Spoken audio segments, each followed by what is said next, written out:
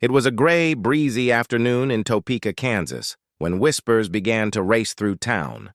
Word spread that President Donald Trump and First Lady Melania Trump were making an unexpected stop at the local KFC during their rural tour. Within minutes, the small town was alive with excitement. People gathered outside the restaurant, phones in hand, hearts pounding in anticipation. Inside, 29-year-old manager Rachel Carter was in the middle of the lunch rush. Her hair was tied back in a messy bun, her apron marked with grease stains, the sign of a long shift. She chuckled when she heard the rumor. "Yeah, right," she said to her assistant. "The president at my KFC? That'll be the day." But moments later, the unmistakable sight of a black SUV convoy appeared outside. Secret Service agents entered first, scanning the room. Then, to everyone's astonishment, in walked Donald Trump himself, waving to customers, with Melania following, poised, elegant, and radiant in a beige coat. Rachel froze. The President of the United States was walking right toward her counter. Cameras flashed. "Hello there," Trump said cheerfully. "Mind if we try some of your chicken?" Rachel's nerves spiked.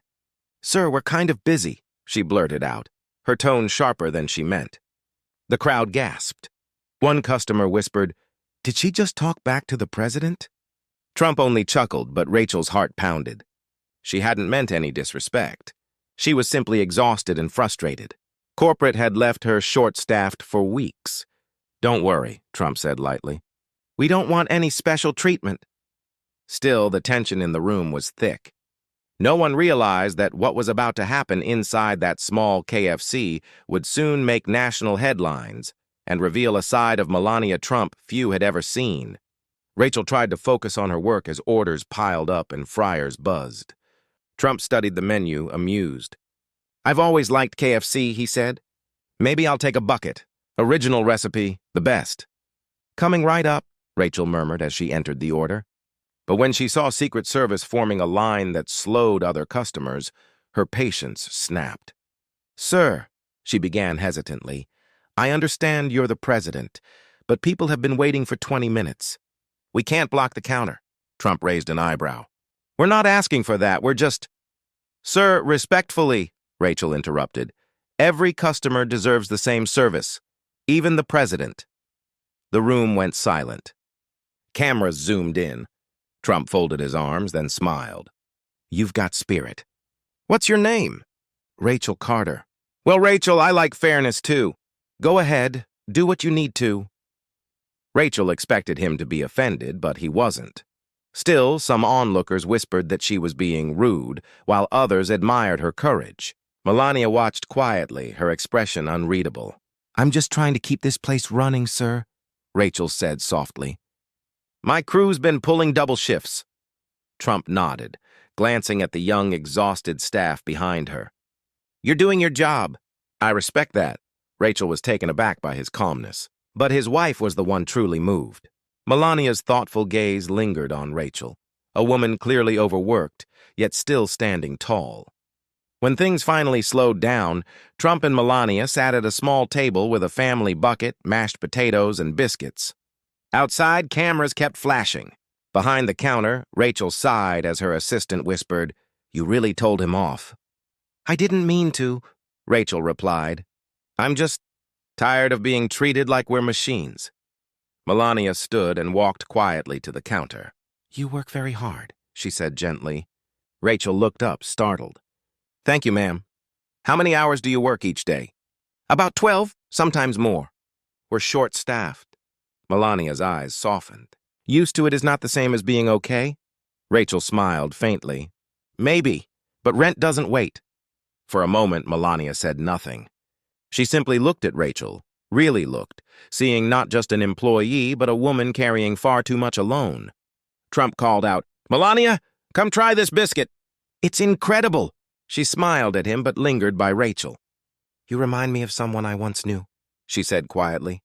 "A woman who worked hard but forgot to rest." Rachel laughed softly. "Sounds a lot like me." Melania nodded. Behind her calm smile, an idea began to form, something she hadn't yet shared even with her husband.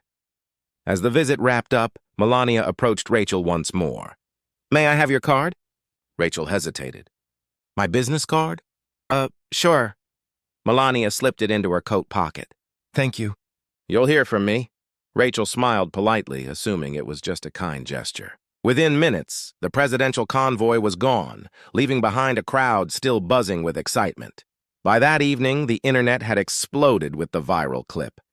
KFC manager stands up to Trump. Rachel sat in her tiny apartment, scrolling through endless notifications. You're famous, her coworker texted. The president smiled at you. Rachel sighed. Fame doesn't pay rent, she thought. Meanwhile, aboard Air Force One, Melania was reviewing photos from the visit. That girl, she murmured. What girl? Trump asked. The manager. Rachel Carter. Oh, the one who argued with me, Trump said with a smirk. She wasn't angry, Melania replied softly. She was honest. I liked her. Trump chuckled. You would. She's tough. Tough, Melania said, looking out the window, but tired. I want to do something. Trump raised an eyebrow. Like what? She didn't answer right away, tracing Rachel's card between her fingers. Something that reminds people, she said finally, that respect should go both ways, from leaders and from workers. 2 days later, Rachel was mopping the floor when her assistant ran up, breathless. Rachel, the White House just called. She laughed. Yeah, right. No, really, they asked for you. Something about Mrs. Trump. Rachel froze, mop in hand. You're serious? The assistant nodded, holding out the phone. They said, the First Lady wants to speak with you personally. Rachel's heart raced as she took the call. Hello? A calm, familiar voice replied. Hello, Rachel. This is Melania Trump. Rachel nearly dropped the phone. Oh, Mrs. Trump, Melania. Please call me Melania, she said warmly. I was thinking of our conversation. You reminded me of so many women who work hard but are unseen. I'm hosting a luncheon to honor workers across America. I would like you to attend. Me? Rachel stammered. I'm not anyone special. Melania's voice was steady but kind. You are exactly the kind of person who deserves to be seen. I don't even own a nice dress, Rachel admitted. Then we'll take care of that too, Melania said with a gentle laugh. As the call ended, Rachel stood speechless. Her coworkers stared in awe. You're going to the White House? One whispered. I guess I am, Rachel said softly, still in disbelief. What began as a stressful day at a small-town KFC was about to change her life and inspire millions. I can't believe I'm actually here, Rachel whispered, her voice trembling with emotion. Melania smiled kindly. Today, you're not an employee, you're my guest. Rachel's eyes filled with tears. I don't even know what to say. Say nothing, Melania replied softly. Just let others see what dedication looks like. Later at the luncheon, Rachel found herself seated beside teachers, nurses, and farmers, everyday heroes who rarely received recognition. The atmosphere buzzed with warmth and respect. When President Trump entered, shaking hands and greeting the guests, he spotted Rachel and grinned. Ah, the famous KFC manager. How's business? Rachel chuckled nervously. Still busy, sir. Trump nodded approvingly. Good. Busy is better than bored. The crowd laughed. Then Melania rose to speak, and the room fell silent. Today, she began, we honor those who serve without the spotlight. People like Rachel remind us that dignity doesn't come from titles. It comes from effort. Rachel blinked back tears. She had never felt so seen, so valued. But the day still held one more surprise, one that would soon make headlines across the nation. As the luncheon concluded, Melania asked Rachel to stay behind. I have something for you, she said, handing her an elegant envelope embossed with the presidential seal. Rachel hesitated. What is this? Open it, Melania urged. Inside was a letter signed by both Melania and Donald Trump, and a check. But it wasn't just any check. It was a donation to build a community center in Topeka, named after Rachel's late mother, whom she had mentioned during their earlier conversation. Rachel's voice cracked. How did you... Melania smiled softly. You told me she worked double shifts, too. I wanted her story remembered. Tears streamed down Rachel's face. I don't deserve this. Yes, you do, Melania said gently. You showed the world that kindness and courage can exist in the same heart. Trump walked in just then, noticing Rachel's tears. She cried when I ordered fried chicken, he joked, making her laugh through her sobs. But Melania wasn't finished. One more thing, she said. You'll help lead the program. Hire local youth, teach them job skills. You'll be the manager, this time not of a KFC, but of hope. Rachel could barely speak. Mrs. Trump, this means everything to me. Melania nodded. Then promise me something. Never lose your voice, even when the world tells you to stay quiet. A photographer captured that moment, a photo that would soon melt hearts worldwide. By morning, every major news network carried the story. First Lady honors KFC manager who spoke up for fairness. Clips of Rachel's emotional exchange with Melania flooded social media. Millions praised Melania's compassion and Rachel's humility. Back in Topeka, locals gathered outside the KFC holding signs that read, "We're proud of you, Rachel." Her co-workers couldn't believe their eyes when she returned. "You're a national hero," one shouted. Rachel blushed. "I just said what anyone would say." But deep down, she knew most wouldn't have. Soon after, Melania's office released a statement announcing the Heart of America initiative, a nationwide program inspired by Rachel's story, designed to honor hardworking, often overlooked employees. When reporters asked Trump for comment, he said, "She reminded us that every job matters. Even at a KFC, you can find leaders." What had started as a tense moment had now become a national conversation about dignity, equality, and respect. That evening, Rachel sat on her couch watching the news. On screen, the words Margaret Carter Community Center, named after her mother, appeared in bold letters. She smiled through tears and whispered to a photo of her mom, "We did it, Mom." Outside, the quiet Kansas night seemed a little brighter. Months later, the Margaret Carter Community Center officially opened in Topeka, funded by the Trumps and local sponsors inspired by Rachel's story. The once forgotten corner of town was now full of life and color. Young people lined up for job training, mentorship, and volunteer programs. Rachel stood at the entrance in a navy blue dress, her old KFC team cheering for her. Though President Trump couldn't attend due to scheduling conflicts, Melania arrived in a simple cream dress to celebrate. "You did this," Melania said, taking Rachel's hands. Rachel smiled. "No, we did." Reporters filled the space, capturing the joy. Melania took the podium. "This place," she said, "was built in memory of a woman who worked tirelessly so her daughter could dream. It stands as proof that every worker, every mother, every voice matters." Applause erupted. Rachel wiped away tears as the ribbon was cut. Children ran through the new classrooms and kitchen training area. Her former assistant leaned close. "From KFC fryers to this. You've come a long way." Rachel laughed softly. "Yeah, I just wish Mom could see it." Melania placed a gentle hand on her shoulder. "She sees it, Rachel. Trust me." And for a moment, Rachel truly believed it. A few weeks later, a letter arrived with no return address, just the presidential seal. Inside, a handwritten note read, "Rachel, Melania showed me pictures of your center. It's incredible. You've done more for your town than most do in a lifetime. Keep proving that leadership starts from the heart." Donald J. Trump. Rachel smiled, awestruck. She pinned the letter on her office wall where her young staff, mostly kids from struggling families, could see it. "You know, the president wrote that for you," one boy said in amazement. "For us," Rachel corrected gently. "This place belongs to everyone who works hard." Weeks passed. Rachel began mentoring single mothers, teaching them budgeting, leadership, and self-confidence, lessons born from her own struggles. Sometimes she'd stop by her old KFC, grab a meal, and laugh with her former crew. "Remember when you stood up to the president?" one joked. Rachel grinned.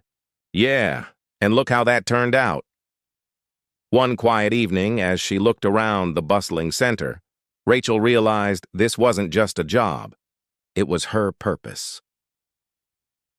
Months later, when Trump's campaign tour brought him back through Kansas, cameras surrounded the community center. Rachel didn't expect him to stop, but he did, "So, this is the famous place?" Trump said with a grin as he stepped inside. Rachel straightened her posture. "Welcome, Mr. President." He shook her hand firmly. "You run this now?" "Impressive. Thanks to Mrs. Trump and that day at KFC," she said with a smile. Trump laughed. "You were tougher than half my cabinet." The crowd erupted in laughter. As he toured the classrooms and met the children, he paused at a framed photo of Rachel's mother. "Your mother must be proud," he said quietly. "She was the reason I never gave up," Rachel replied. Trump nodded thoughtfully. "That's the kind of story this country needs more of."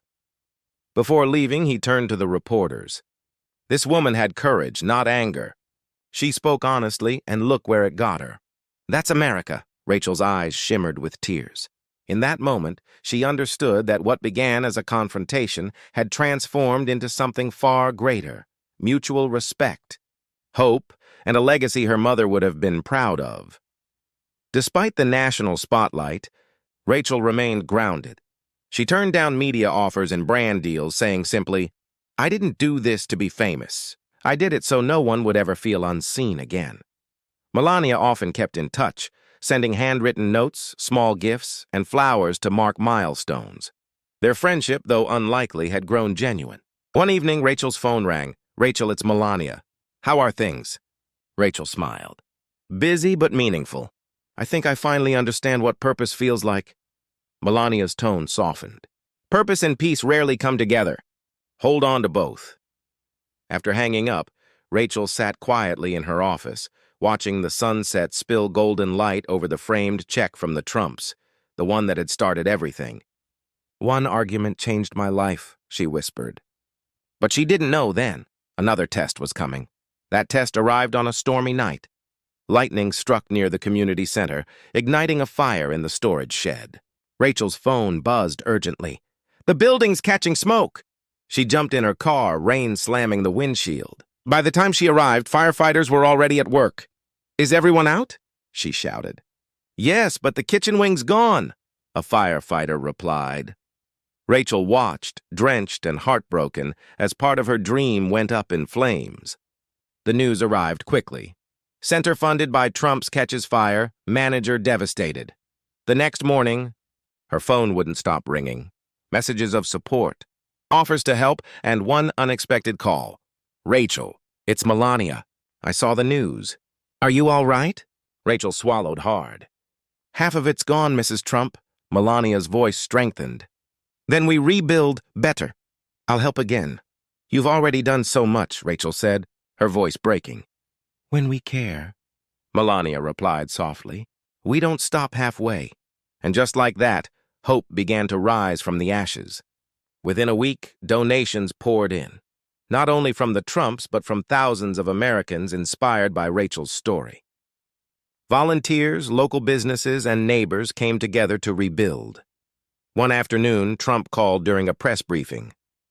"Rachel, I've seen the coverage. You're handling this like a pro." She laughed. "Guess I learned from arguing with presidents," he chuckled. "That you did." When the rebuilding was complete, Melania had arranged a special surprise. On reopening day, Rachel stepped into the new hall and froze. On one wall hung a bronze plaque that read, "Dedicated to every worker who ever felt unseen," inspired by Rachel Carter. "Rebuilt with love by the people of America." Tears filled her eyes. "This was your idea?" she asked. Melania smiled. "No, it was everyone's. You gave them something worth believing in." The reopening drew crowds, families, volunteers, and even Trump, who made time to attend. He approached Rachel, saying, "You didn't just rebuild a building. You rebuilt faith," Rachel smiled. "I couldn't have done it alone." Trump gestured toward Melania. "She told me, this place matters more than any speech I could give." Melania took Rachel's hand and turned to the crowd. "Rachel reminded me that grace is louder than pride, and sometimes an argument plants a seed of compassion." The audience fell silent, deeply moved. Trump nodded, emotion in his eyes. "Thank you, Mrs. Trump," Rachel whispered. Melania smiled. "No, Rachel. Thank you for reminding America that kindness still matters." That clip went viral, not for its politics, but for its humanity. two women from different worlds, united by respect. Schools began sharing Rachel's story in leadership classes. News anchors called her the manager who changed hearts. Rachel often spoke to children saying, "You don't need power to make a difference. You just need courage and kindness." The Heart of America initiative expanded nationwide, all born from that one moment in a KFC kitchen. At an event in D.C., Melania honored Rachel.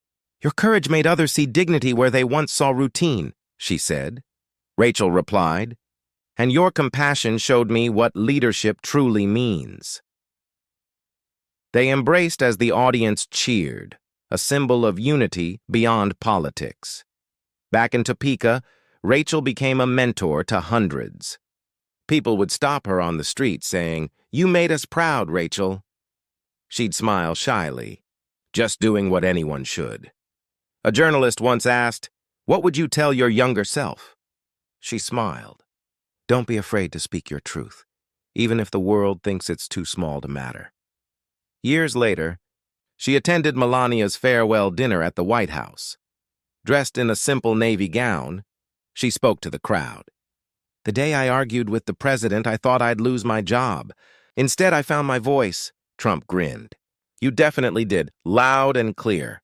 Melania lifted her glass. "To Rachel, the woman who turned an argument into a movement." The room rose in applause. Years later, Rachel stood behind the counter of the community center cafe, now run by her students. A young girl asked shyly, "Miss Rachel, is it true you once argued with the president?" Rachel laughed. "Yes, and it turned out okay." "What happened after?" "He listened," Rachel said softly. "And so did his wife. So speaking up isn't bad?" the girl asked. "No," Rachel replied, smiling, "as long as it comes from kindness." Outside, the bronze plaque gleamed in the sunlight, a quiet reminder of how one moment of courage changed millions of hearts. Years later, Melania returned to Topeka. Rachel, now older, greeted her warmly. "You came back," Rachel said. "I promised I would." Melania smiled. They toured the bustling center, full of families and laughter. Standing before the plaque, Melania said, "Do you remember that day at KFC?" "How could I forget?" Rachel laughed. "You taught me that real strength doesn't shout, it serves," Melania said. "And you taught me that compassion changes everything," Rachel replied. They embraced as cameras flashed, two women once divided, now forever linked by empathy. As Rachel looked at the sunset, her mother's words echoed in her heart. "Work hard, stay kind, and the world will notice someday." That day had come, and the story of the KFC manager who once argued with a president would forever remind the world that dignity and compassion can bridge even the widest divides.